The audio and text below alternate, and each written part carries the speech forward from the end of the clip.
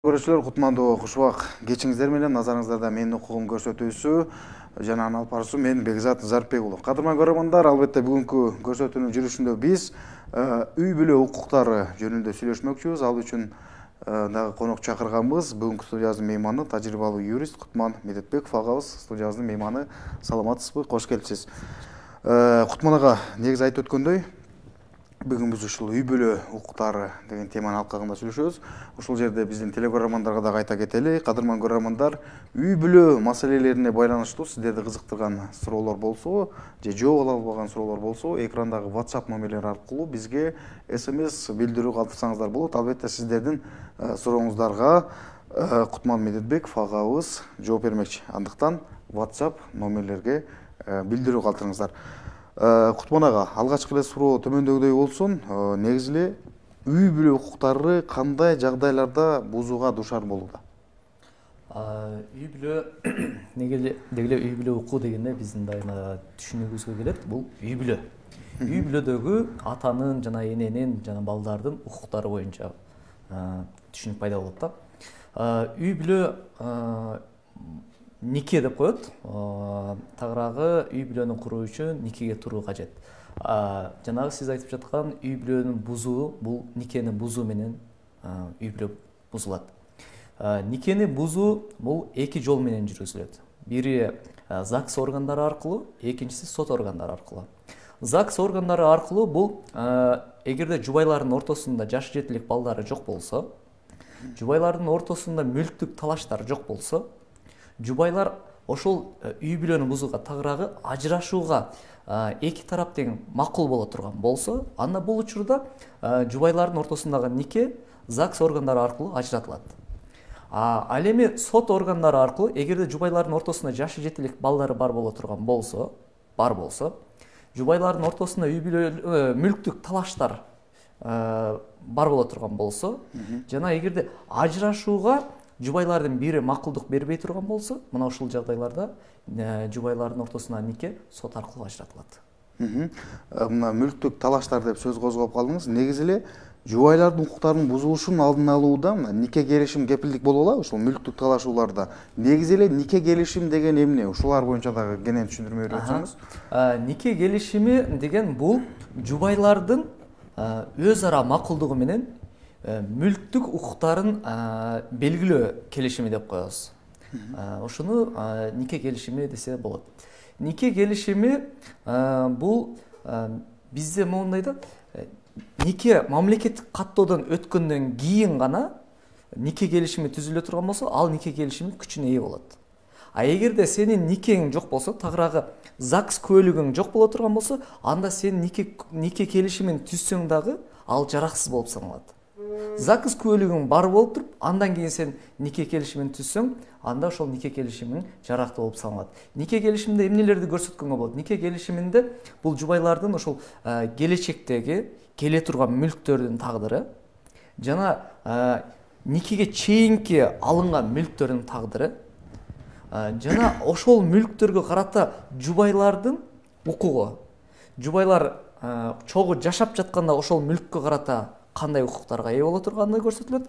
Жана жубайлар эгерде ажыраша турган болсо, ажырашкандан кийин ал мүлктөргө карата жубайлардын укуктары кандай боло турганды ошол нике келишиминде көрсөтүлөт. Нике келишими бул кандай десек, нике келишимин пайдалуу жагы көбүрөөк аялдарга пайдалуу. Тагыраагы ошол аял затына, үй бүлөдөгү ким деп коебуз, аял деп эле түшүндүрөлү, аялга көбүрөөк пайдалуу. Тагыраагы нике келишими бул аялдын келечегин камсыздайт деп түшүнсөк дагы болот. Эми камсыздайт дегенде бул мүлктүк түрдө камсыздайт деп түшүнсөк болот. Бирок бүгүнкү күндө биздин жашообузда, жашоо практикабызда нике келишимин түзгөндөр жок эсе. Ондай учур кездешпейт. Жок, кездешпейт. Ошондой нике келишимин түзбөгөндүгүнүн кесепетинен ушул ажырашуу, эки ажырым жолго түшкөн учурда мүлк бөлүштүрүүдө укук бузуулар кездешет. Ооба. Көбүнчөсү мына практикада ушул нике келишиминин жоктугунан улам. Мисалы жөнөкөй эле бир практиканы айтайын сиздерге. Жубайлар баш кошту. Баш кошкондон кийин эки жубай чет өлкөгө иштегени кетти.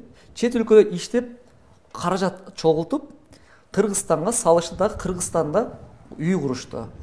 Бирок жанагы курулган үй кайнатасынын же кайненесинин же болбосо ошол эле күйөөсүнүн буга чейинки алынган жер участогуна үй салынды. Жубайлар үйдү курду, келгенден кийин жубайлар ажырашты. Ажырашкандан кийин мүлк талаш пайда болот. Аялы мен да салым кошком дейт. Бирок бизде мыйзамда көрсөтүлгөн неке көлүгүн алгандан кийинки келген мүлктөргө карата жалпы мүлк болуп саналат. Тагыраагы жубайлардын мүлктүк укугу пайда болот. Бирок некеге чейинки алынган жер участогунда үй курулганда анда аялдын ошол үйгө карата укугу пайда болот.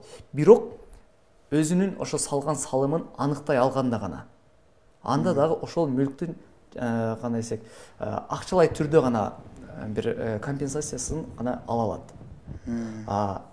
Негизи эле жанагы мүлктү үйдү бөлүштүрүп алганга аялдын укугу чектелип калат. Ушул боюнча суроо да келиптир. Жолдошум Россияда көп жылдан бери иштеп, акча которуп, үй салганбыз. Мен Кыргызстанда элемин. Эми пикир келишпестиктен улам ажырашабыз деп жатат. Үйдү мен салгам, сенин эч кандай укугуң жок деп жатат. Ажырашсак үй жолдошумда калабы, ошондо кандай болот дейт. Бул жерде жанагы эле мен жогоруда түшүндүргөндөй, үй тагыраагы үйдү силер никеге тургандан кийин курдуңуздар. Үйгө карата сиздердин жалпы укугуңуздар пайда болот. Бирок үй жерге бекем ажыратылгыс болуп жайгашат дагы, жер участогу качан келген? Маселе ошондо. Эгерде жер участогу дагы никеден кийин алынган болсо, үй дагы никеден кийин курулган болсо, бирок ошол үй дагы жер дагы жолдошунун атында катталган болсо, ЗАГС көлүгүн алгандан кийин, анда ал үйдүн жарымына аялы ээлик кылат. Эгерде ал жер жосо үй никеге чейин келген болсо, анда аялга тиешеси жок болуп калат. Тагыраагы жолдошунун мүлкү болуп саналат. Эгерде жер никеге чейин алынган, үй никеден кийин курулган болсо, анда ошол аялдын үйгө карата канча салган салымы болсо, ошол салымы гана өндүрүлөт. Мүлк жолдошунуку болуп калып калат. Эгерде ушул жерде жубайлардын ортосунда нике келишими бар болуп, нике келишими түзүлүп, никеге чейинки алынган мүлктөрдүн тагдыры жубайлар ажырашкандай момундай чечилет. Же болбосо никеден кийинки алынган мүлктөр жубайлар ажырашкандай момундай болуп чечилет деп нике келишими түзгөндө, нике келишимине ылайык бөлүштүрүлүп, аялдын укугуда мүлккө карата укугу пайда болот. Эми негизи ушул көйгөйдүн баары эле ушул нике келишими түзүлбөгөндүктөн келип чыгып атпайбы? Эми мисалы нике келишимдин шарттарын өзгөртүп, же такыр болбосо мындай таптакыр жокко чыгарганга болобу мисалы? Ооба. Бир гана нике келишим эмес, бардык эле келишимдерди тараптардын макулдашуусу менен өзгөртүлөт, жокко чыгарылат, бузулат, жана кошумчаланат. Бул тараптардын макулдашуусу менен.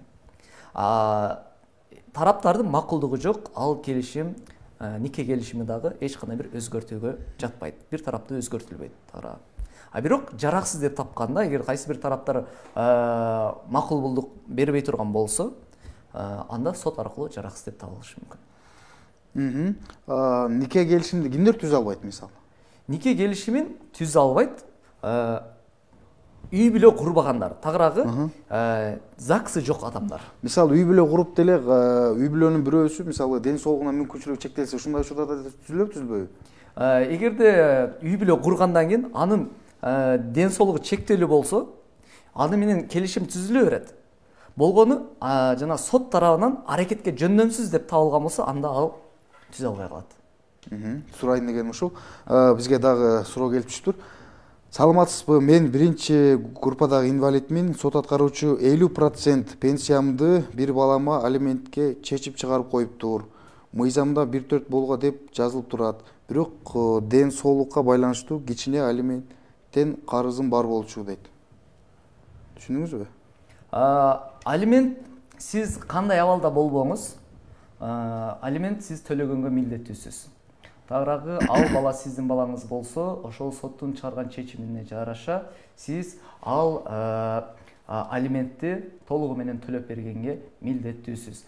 Өлчөмү соттун актысы менен аныкталат. Ошол соттун актысында көрсөтүлгөн өлчөм менен сиз төлөп беришиңиз керек. Ал жерде сиздин майыптуулугуңузга карата мисалы майып адамдар алименттен бошотулат деген норма жок. Сиз ошол майыптуулугуңуз боюнча пенсия алсаңыз, пенсияңыздан дагы алимент төлөгөнгө милдеттүү болуп саналасыз. Бирок алименттин өлчөмүн азайтсаңыз болот. Ал үчүн ошол сиздин турмуш шартыңыз бир аз татаал боло турган болсо, сотко кайрылып алименттин өлчөмүн азайтып алсаңыз болот. Кийинки суроо. Саламатсызбы? Россияда төрөлгөн балдарга кандай Кыргыз Республикасынын метрикесин алсак болот дейт. Ата энеси Кыргыз Республикасы паспорт дейт. Кыргыз Республикасынын жараны экен да. Ата энеси. Саламатсызбы? Россияда төрөлгөн балдарга кандай Кыргыз Республикасынын метрикесин алсак болот дейт. Метрикесин. Деги эле адам төрөлгөндө анын туулгандыгы тууралуу күбөлүк бул ошол төрөткананын берген маалыматынын негизинде алынат. Бала кайсыл жерде төрөлбөсүн, чет өлкөдө төрөлсө дагы, мисалы Россияда же Казакстанда же Кытайда же болбосо ошо Африкада төрөлөбү, кайсыл жерде төрөлбөсүн, бул ошол төрөткананын маалыматы боло турган болсо, ошол маалыматтын негизинде күбөлүк алсаңыздар болот. Бирок сиздер ошол күбөлүктү алып туруп, тагыраагы маалыматты алып туруп, туулганы тууралуу күбөлүк алып алган болсоңуздар, ошо чет өлкөнүкүн, анда сиздерге кайтадан күбөлүк берилбейт. Эгерде сиздин ошол туулганы тууралуу маалыматыңыз жок болсо, ошол чет өлкөдө төрөдүңүз, бирок туулганы тууралуу сизде справка жок боло турган болсо, анда сиз сотко кайрылып, сот аркылуу төрөлгөндүгү анык деп таптырып, ошонун негизинде күбөлүк алсаңыз болот. Кийинки суроо. Жубайлар ажырашканда балдар кимде калыш керек? Биздин 2 балабыз бар. Күйөөм Москвада иштейт. Эми келип алып кетем деп жатыптыр. Эмне кылсам болот? Жубайлар ажырашканда балдар атасы менен же болбосо апасы менен калсын деген эч кандай бир чектөө жок. Балдарга карата ата кандай укукка ээ боло турган болсо, жана кандай милдеттерге бар боло турган болсо, эненин дагы кут ошондой эле укук милдеттери пайда болот.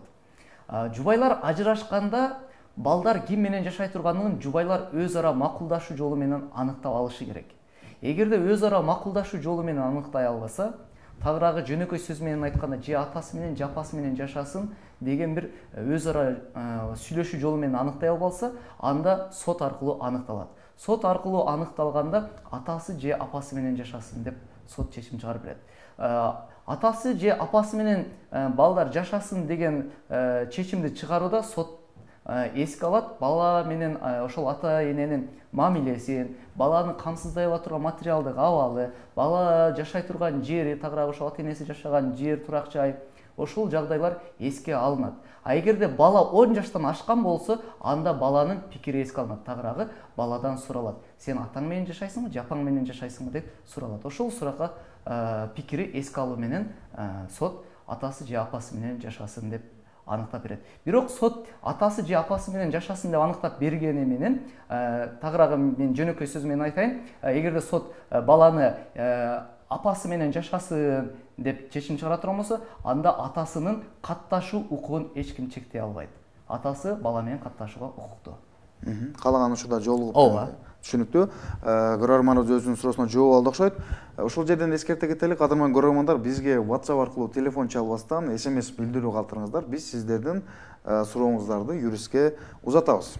Үй бүлө маселесин кароодобуз, андыктан ушул темага байланыштуу суроолор болсо узатсаңыздар болот. Мен сизге кийинки суроону жеткизейин. Саламатсыздарбы?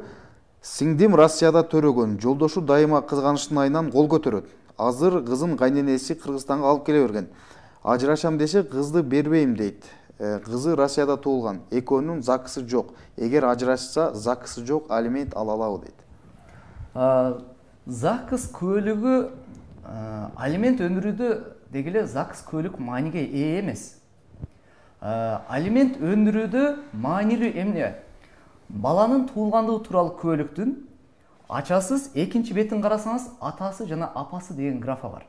Ошол графада атасы деген графага атасы жазылган болсо, анда ал баланын атасы деп аныкталган болот дагы, ошол атасынан алимент өндүрсөңүз боло берет. Алимент өндүрүүдө ЗАГС маанилүү эмес. Экинчиден, сиз баланы ошол энеси алып кетеби, чоң энеси алып кетеби, тай энеси алып кетеби, биринчи очередь бала ата эне менен бирге жашаганга укуктуу. Бул баланын укугу. Баланы багуу, камсыздоо, анын ошол өсүп жетилишин камсыздоо бул ата эненин милдети. Тагыраагы атасы же энеси өз карамагына алып карашы керек.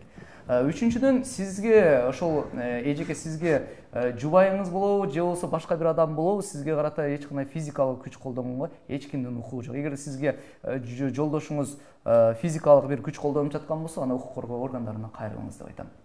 Түшүнүктүү. Кийинки суроону жеткизейин.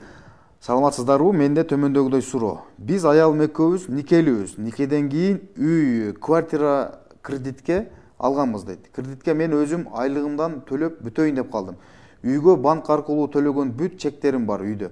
Эми ажырассак аялым үйдүн жарымын алып сот аркылуу алса болобу же ала албайбы? Себеби мен жалгыз төлөп бүттүм да үйдүн төлөмүн, чектер бар да дейт.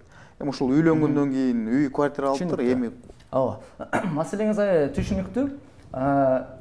Сиз мындай сизге жөнөкөй эле сөз менен түшүндүрөйүн. Сиз ошол кредитке алынган үйдү төлөйм деп көчөдө иштеп жүрсөңүз, ошол сиздин көчөгө чыгышыңызды жакшынакай кийинсин деп кийимиңизди ошол аялыңыз жууп атат да. Тагыраагы юридикада эгерде күйөөсү иштеп, аялы иштебей жаткан болсо, анда ошол күйөөсү тапкан мүлк дагы аялынын мындай үлүшү ээ болот. Тагыраагы нике куөлүгүнөн кийин алынган мүлк кимиси иштеп тапканына карабастан, ал мүлк жалпы мүлк болуп саналат да, жубайлар бирдей үлүшкө ээ болот. Тагыраагы сиз ошол иштеп, ошол кредит төлөп тапсаңыз дагы, же болбосо кандай башка бир жол менен тапсаңыз дагы, ал мүлккө карата аялыңыз толук укукка ээ болот. Мен экинчи группадагы инвалидмин. Балдарыма пособие алайын десем, чектөөлөр жүрүп жатат. Чектөө бул күйөөмө балдары өздөрүнүн атынан машина алып беришкен. Себеби ошол, машина күйөөмө катталган эмес. Бул жөлөк пул маселесинде сиздер жакшысы жана социалдык өнүктүрүү башкармалыгына кайрылыңыздар деп айтат элем. Анткени ал жерде жөлөк пул чегерүү үчүн сиздердин жашоо шартыңыздарды комиссия барып иликтеши керек. Азыр эми мен сиздин жашоо шартыңызды билбейм да. Эгерде жашоо шартыңызды билгенимде, анда ошого жараша айтып бермекмин. Анын үчүн ошо сиз социалдык өнүктүрүү башкармалыгына кайрылыңыздар. Алар сиздин жашоо шартыңызды иликтеп чыгып, сизге жөлөк пулга эгер алууга муктаждыгыңыз бар болсо, муктаждык бар деп сизге жөлөк пул чыгарып беришет. Эгерде сиздин жөлөк пул алууга эгер бир муктаждыгыңыз жок деп чыгарышкан болсо, анда жөлөк пул ала албайсыз. Ал эми сиз айтып жаткан жанагы жолдошумдун атына катталып калган автоунаада деп жатпайсызбы? Ал боюнча сиз ошол унаа мамлекеттик мекемесине барып, жолдошуңуздун атына эч кандай бир унаалар катталбагандыгы боюнча маалым кат алып, ошону социалдык өнүктүрүү башкармалыгы тарабынан келген комиссия мүчөлөрүнө берсеңиз, алар эске алышат. Саламатсызбы? Мен пенсионермин. Менин жолдошум 2003 жылы 4-сентябрда өтүп кеткен. Эми ошондон бери 2 жолу паспорт алдым. Быйыл алмаш убагы келип калды. Паспорт столдон барып сурасам, жолдошумдун кара кагазы керек экен. Аны алыш үчүн көп убаракерчилик болуп атат. Оңой жолу болобу? Эмне документ даярдаш керек дейт. Урматтуу көрөрман, ал ошол паспорт берүүдөгү атайын талаптар, ал мыйзам ченемдүү талаптар. Ошол жолдошуңуздун каза болгондугу боюнча, өлгөндүгүн катталган, тагыраагы өлгөндүгү боюнча көлүк деп коет. Ошол көлүктү сиз алып барып бергенге милдеттүүсүз. Эгерде ал көлүгү жок боло турган болсо, анда сиз ошол каза болгондугун тастыктай турган кагаздарды ЗАГС органдарына камсыздасаңыз, алар сизге ошо өлгөндүгү тууралуу көлүк жазып беришет. А эгерде өлгөндүгү боюнча эч кандай бир кагазыңыз жок боло турган болсо, анда сиз сотко кайрылып, өлгөндүгү анык деп соттон таптырып алсаңыз, ошонун негизинде ЗАГС органдары сизге өлгөндүгү тууралуу көлүк берет. Ошол көлүктү алып барсаңыз, сиздин маселеңиз чечилет. Биринчи нике көлүк кыркылбай туруп, башка аял менен нике көлүк алууга мүмкүнбү дейт? Жок, такыр мүмкүн эмес. Анткени Кыргыз Республикасынын үй-бүлө кодексинде көрсөтүлгөн бир гана аял менен никеси каттала тургандыгы көрсөтүлгөн. Андыктан биринчи никеси бузулбай туруп, тагыраагы ЗАГС көлүгү ажыратылбай туруп, экинчи ЗАГС көлүктү ала албайсыз. Саламатсыздарбы? Биз ажырашканбыз, биздин ЗАГСыбыз жок. Мен метиркесин да алып берген эмес. Алимент кантип кыркырсам болот? Метрикке алыңыз биринчи сиз ошол балаңыздын туулганы тууралуу куәлигин алыңыз. Жана ошол балаңыздын туулганы тууралуу куәлигин алып жатканда сизден балаңыздын атасы ким экендигин сурашат. Ошол жерден сиз атасы ким экендигин көрсөтүп койсоңуз, аталыгы аныкталган болуп саналат дагы, ошол атасы деп көрсөтүлгөн адамдан алимент өндүрсөңүз болот. А эгерде сиздин балаңыздын туулгандыгы тууралуу куәлиги жок, тагыраак метрикеси жок, сиз алимент өндүрө албайсыз. Саламатсызбы? Биз жолдошу менен турмуш куруп, чекти үйдү баарын салып, анан 2 балабыз бар эле, анан ажырашып кеткенбиз. Үйдү өзү сатыкка коюптур. Алиментке берсем төлөбөй жүрөт. Сотко бергенмин. Азыркы учурда Москвада кантип төлөтүп алам дейт. Жолдошум Москвада экен.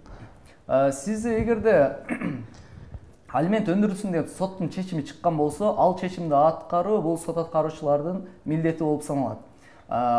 Ошол алиментти төлөбөй качып жүргөн адамды издөө иштери, ошол Кыргыз Республикасынын аймагынан чыгуу чектери, тагыраагы эгерде алиментти 3 ай, 4 айдан ашыгын төлөбөй турган болсо, анын кылмыш жоопкерчилигине тартуу иш аракеттерин баарын ошол сот аткаруучу кызматы жасайт. Эгер сот аткаруучу кызматкери андай аракеттерди жасабай жаткан болсо, анда сиз сот аткаруучунун үстүнөн сот департаментине же болбосо сотко кайрылыңыз деп айтам. Саламатсыздарбы? Менин биринчи жолдошумдан 2 уулум бар. Биринчи жолдошум такыр каралашпайт, алимент төлөбөйт. Мен уулдарымды экинчи жолдошумдун атына өткөрсөм болобу дейт. Ал үчүн сиз биринчи жолдошуңузду аталык укуктан ажыратууга туура келет. Аталык укуктан ажыраткандан кийин сиз ошол каалаган адамыңызга өткөрүп аласыз. Эгерде аталык укук ажыратылбай турган болсо, анда биринчи жолдошуңуздун макулдугу жок, эч кимдин атына өткөрө албайсыз. Аталык укуктан ажыратыш үчүн Атайын үй бүлө кодексинде негиздер көрсөтүлгөн, ошол негиздердин бири боло турган болсо эле, сот аркылуу аталык укуктан ажыратып койсоңуз болот. Саламатсызбы? Күйөөм алимент төлөбөй жатат. 3 ай болду. Сотко кайрылсам болобу? Негизи кандай жаза берет? Алимент төлөбөй жаткан болсо, сиз ошол сот аткаруучуларга кайрылыңыз деп айтат элем. Алимент өндүрүлсүн деген соттун чечими бар болсо, сиз сот аткаруучуларга кайрылыңыз. Сот аткаруучулар өндүрүп бергенге милдеттүү. А эгерде сиздин алимент өндүрүлсүн деген соттун чечими же болбосо соттук буйругу жок боло турган болсо, анда биринчи сиз сотко кайрылыңыз. Одан көп суроолор келип түшүүдө. Саламатсызбы? Кайнагам экинчи топтогу майып. 2 балалуу болгондо аялы балдарын таштап кетип калган. Чоңоюп калганда балдарын апасы талашып жатат. Балдары апасына барбайбыз деп жатат. Атасына көнүп калган. Кимде болушуна укуктуу толук жооп берип койсоңуз рахмат. Балдар канча жашта? Ошолун көз карандыда, эгерде балдар 10 жаштан ашкан боло турган болсо, анда балдардан пикири эске алынат. Атаң менен жашайсың, жапаң менен жашайсың. Эгерде балдар 10 жаштан өтүп, атам менен жашаймын деп жатышкан болсо, анда атасы менен калтырылат. Эгерде апам менен жашайм деп турган болсо, анда апасына алынат. Эгерде балдар 10 жашка толо элек боло турган болсо, анда ошол балдарды өсүп жетилишине ким жакшы шарт түзүп берген, ошол мааниге көбүрөөк ээ болот.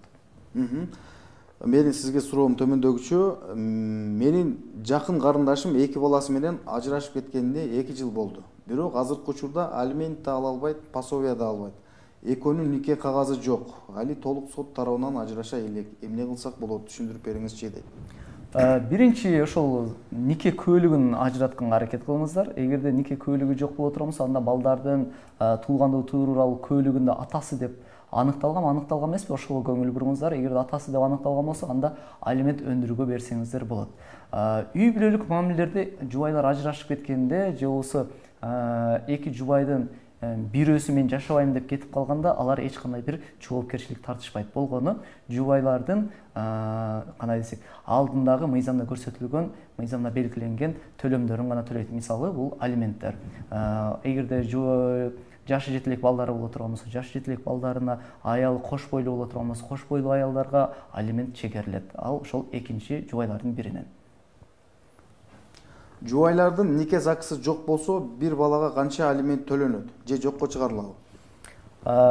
Нике куәлиги жоктугуна карабастан алимент өндүрүлөт. Бир балага бул айлык акынын, орточо айлык акынын 4төн 1 бөлүгү. Тагыраагы айлык акы канча боло турган болсо, айлык акы мисалы канча боло турган болсо, ошонун 25% бир балага алимент катары өндүрүлөт. Эгерде эч кандай бир айлыгы жок боло турган болсо, анда бул тагыраагы эч жерде иштебей турган болсо, анда анын алименттик өлчөмү орточо айлык акы менен эсептелет. Орточо айлык акын Кыргыз Республикасынын өкмөтү тарабынан белгиленип берилет. Ассаламу алейкум, менин аялым үй бүлөнүн карабай башка менен кетип калды. Бирге иштеп жандык мал кой кылганбыз, ЗАГС алганбыз. Эми бул жагы кандай болот? Андан бери 10 жыл убакыт өттү. Ошол маселени карап бериңизчи. Эгерде жубайлар ажырашкандан кийин, фактически ажырашкандан кийин, алардын тапкан, фактически ажырашкандан кийин тапкан каражаттары ал жубайлардын ар биринин мүлкү болуп саналышы толук мүмкүн. Экинчиден, жубайыңыз ошол 10 жыл мурун кеткен болсо, 10 жылдан кийинки тапкан, чогулткан каражаттарыңызды жубайыңыз талашканга эч кандай бир укугу жок. Негизи эле ушул басымдуу бөлүк алимент жөнүндө суроолор келип атат да. Негизи эле алименттин түрлөрү жана өлчөмдөрү боюнча да мындай кенен айтып өтпөйсүңбү? Алименттер бизде көбүнчөсү алименттерде бул жашы жетилик балдарга карата өндүрүлгөн алименттер боюнча суроолор көп болот. Жашы жетилик балдарга бир балага айлык кирешенин 4төн 1 бөлүгү өлчөмүндө өндүрүлөт. 2 балага 3төн 1 өлчөмүндө, 3 же андан көп балдар боло турган болсо, анда айлык акынын жарымы өндүрүлөт. Эгерде ошол жубайлар эч жерде иштебей турган болсо, анда айлык акы жок болуп калат дагы. Бул учурда Кыргыз Республикасынын ошол өкмөтү тарабынан белгиленген орточо айлык акы менен эсептелип алимент өндүрүлөт.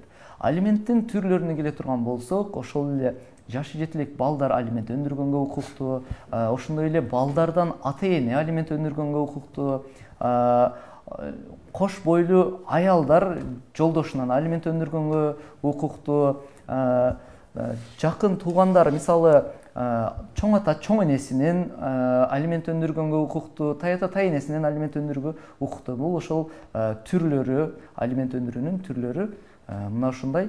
Бирок биздин коомубузда көпчүлүк кездешүүчү жагдай бул ошол жашы жетилик балдардын өндүрүп ала турган алименттери боюнча. Негизи эле өзүңүз көргөндөй эле мына бизге аябай алимент жөнүндө көп суроолор келип атат.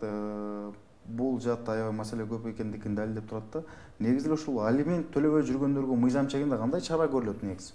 Алимент төлөбөй жүргөндөргө биринчи чара бул ата-энелик укуктан ажыратылат. Ал балдарга карата анын ата-энелик укугу жоготулат, сот тарабынан ажыратылат.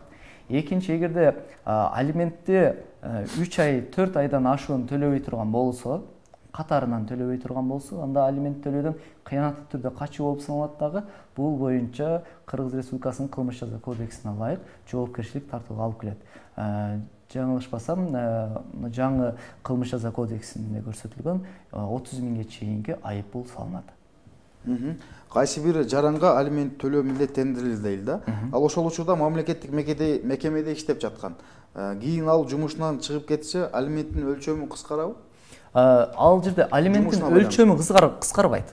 Ал жерде сотто өлчөм менен аныкталат. Тагыраагы айлык акынын 4төн 1 бөлүгү, 3төн 1 бөлүгү, же болбосо 2ден 1 бөлүгү.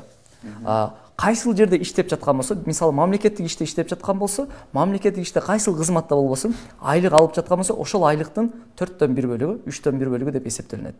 Эгерде мамлекеттик кызматтан, жумуштан кете турган болсо, ал айлыгы жок болуп калат. Бул жерден ошо мамлекеттик кызматтан кеткендиги боюнча билдирүүсүн, тагыраагы ошо приказын алимент өндүрүп жаткан сот аткаруучуга алып барып берип кое турган болсо, анда ал алиментти өлчөмү орточо айлык акы менен эсептелинип калат.